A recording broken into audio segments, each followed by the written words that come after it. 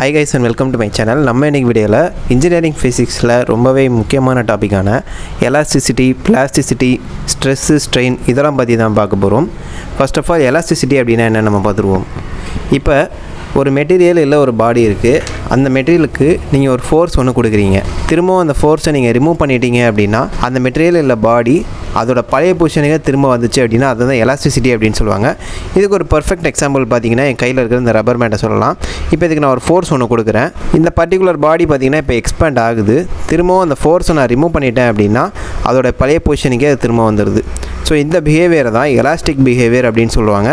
and இதுக்கு பேர் தான் எலாஸ்டிசிட்டி. and அடுத்து பாத்தீங்கன்னா பிளாஸ்டிசிட்டி. பிளாஸ்டிசிட்டி அப்படின்றது இப்போ ஒரு ஃபோர்ஸை நீங்க ஒரு மெட்டீரியல் அல்லது ஒரு பாடிக்கு வந்து கொடுக்குறீங்க.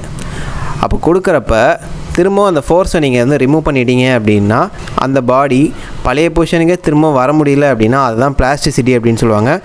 உதாரணமா ஒரு மெட்டல் டோர் இருக்குன்னு வெச்சுக்கோங்க. அந்த மெட்டல் டோர்ல ஓங்கி நம்ம அடிச்சோம் அப்படினா அதுல பாத்தீங்கன்னா லைட்டா டேமேजेस வந்து ஏற்படும்.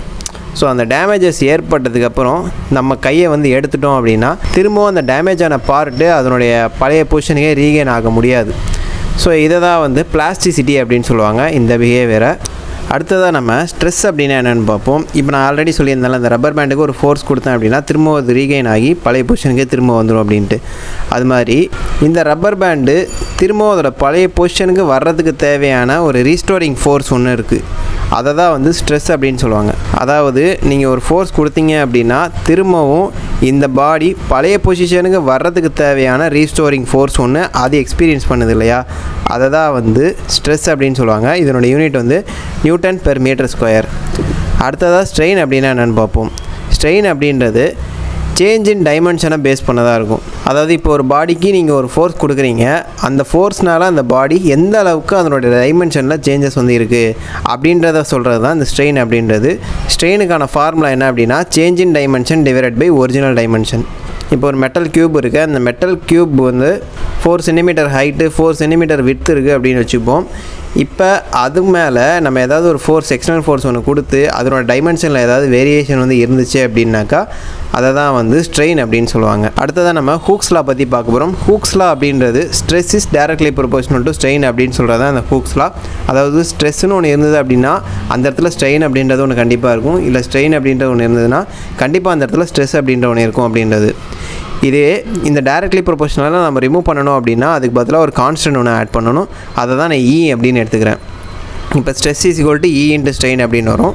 அப்ப அந்த Eன்றத நான் வந்து இங்கே வச்சிக்கிட்டு ஸ்ட்ரெயினை நான் இந்த சைடு கொண்டு போனேன் அப்படினா அது டிவைட் ஆகும்.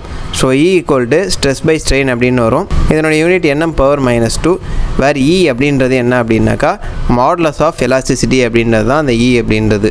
சோ இந்த ஃபார்முலா ரொம்பவே முக்கியமான ஒரு ஃபார்முலா இந்த எலாஸ்டிசிட்டி and பிளாஸ்டிசிட்டியை பொறுத்த வரைக்கும். அடுத்ததா நம்ம எலாஸ்டிக் லிமிட் அப்படினா என்னன்னு பாப்போம். இப்போ இந்த ரப்பர் பேண்டை எடுத்துக்கிறேன். அந்த ரப்பர் பேண்டுக்கு நான் ஒரு ஃபோர்ஸ் கொடுக்கிறேன். இது வரைக்கும் தான் இந்த ரப்பர் பேண்ட்னால தன்னுடைய பொசிஷனுக்கு ரீகெயின் பண்ணிக்க முடியும். இதுக்கு மேலே போணுச்சு அப்படினாக்கா இந்த ரப்பர் பேண்ட் வந்துட்டு பிரேக் ஆயிரும். இந்த ரப்பர் பேண்ட் ரீகெயின் ஆகக்கூடிய மேக்ஸிமம் ஃபோர்ஸ் வந்து இதுதான் அப்படின்றதுனால இதுதான் எலாஸ்டிக் லிமிட் அப்படினு சொல்லுவாங்க. ஈல்ட் பாயிண்ட் அப்படின்றதும் அதே மாதிரி தான். இப்போ பர்టిక్యులரா இந்த ஒரு பாயிண்ட்டுக்கு மேலே நான் இந்த ரப்பர் பேண்டை வந்து பிடிச்சி இழுத்தேன் அப்படினாக்கா இந்த ரப்பர் பேண்டோடைய எலாஸ்டிக் ப்ராப்பர்ட்டி பிரேக் ஆயிரும். அப்படின்றது தான் இந்த ஈல்ட் பாயிண்ட் அப்படின்றது. அடுத்தது எலாஸ்டிக் ஃபேட்டிக். எலாஸ்டிக் ஃபேட்டிக் அப்படினாக்கா இப்போ இந்த ரப்பர் பேண்டை நான் அடிக்கடி பிடிச்சி இப்படி இழுத்துக்கிட்டே இருக்கேன். இப்படி பண்ணிக்கிட்டே இருக்கிறப்ப என்ன ஆகும்னா இதனுடைய எலாஸ்டிக் ப்ராப்பர்ட்டி கொஞ்சம் கொஞ்சமா வீக் ஆக ஆரம்பிக்கும். சோ இப்படியே தொடர்ந்து நான் பண்ணிக்கிட்டே இருந்தேன்னா ஒரு கட்டத்துக்கு மேலே இந்த எலாஸ்டிக் ரப்பர் பேண்ட் வந்து பிரேக் ஆகும். சோ இத தான் வந்து ஃபேட்டிக் அப்படினு சொல்வாங்க. அதனுடைய ப்ராப்பர்ட்டி வீக் ஆகுது அப்படின்றது. சோ இதுதான் பாத்தீங்கன்னா elasticity, plasticity and stress and strain அப்படின்றது. and இந்த வீடியோ உங்களுக்கு பிடிச்சிருந்தா லைக் பண்ணுங்க. இன்ஃபர்மேட்டிவா இருந்துச்சு அப்படினா உங்க फ्रेंड्स கிட்ட ஷேர் பண்ணுங்க. மறக்காம நம்ம சேனலை சப்ஸ்கிரைப் பண்ணுங்க.